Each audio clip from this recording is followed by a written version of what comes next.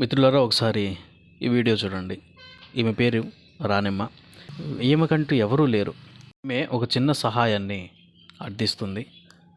అది విందాం. అందరికీ వందనాలమ్మా. నా పేరు రాణెమ్మ. మేము మారుమూల ప్రాంతంలో చింతలకుంట గ్రామంలో చర్చి కట్టుకున్నాము. అయితే మాకు బిడ్డలు ఎవరూ లేరు. పాస్టర్ గారు 10 సంవత్సరాల కిందట చనిపోయారు. అయితే ఒక ఒంటరి జీవితం. అయితే చర్చి పనుల్లో ఏమి చేయలేకుండా మిగిలిపోయినాయి పనులు.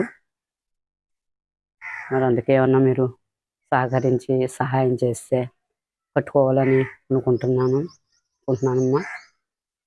ఒంటరి జీవితం అనాదిగా ఉంది. మందిరం కూడా చర్చి నేల అంతా పోయిందమ్మా. ఈ టైల్స్ ఏమన్నా వేసుకోవాలంటే ఆర్థికంగా ఏమి వేయలేని పరిస్థితిలో ఉన్నానమ్మా. మీరు ఏమన్నా సహకరించి ఏమన్నా సహాయం చేస్తే వేయాలని చూస్తున్నానమ్మా. పనులు పైన రేకులు కూడా నల్లగా అయిపోయినాయి. అన్న ఆ రేకులు కూడా తీసి వేయాలమ్మా. 20 సంవత్సరాలు అయింది కట్టి.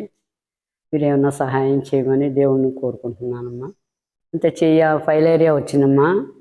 ఏ పని చేయలేకుండా ఉన్న ఒంటరి జీవితం. మారుమూల ప్రాంతంలో చింతలకుంట గ్రామంలో ఉన్నాను నేను. ఎవరో నానేవారు లేరమ్మా, దేవుడు తప్పించి.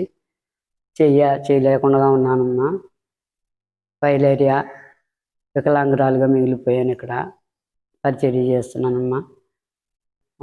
నెలకి 5,000 దాకా మందులకు అవుతున్నాయమ్మా. ఏమన్నా సహాయం చేస్తే చేయండి అమ్మా. విన్నారు కదా.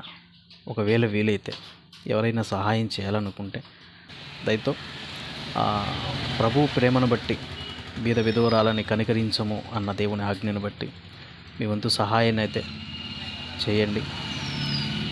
ఒకవేళ మీరు చేయకపోయినా వీడియోని అయితే షేర్ చేయండి. God bless you.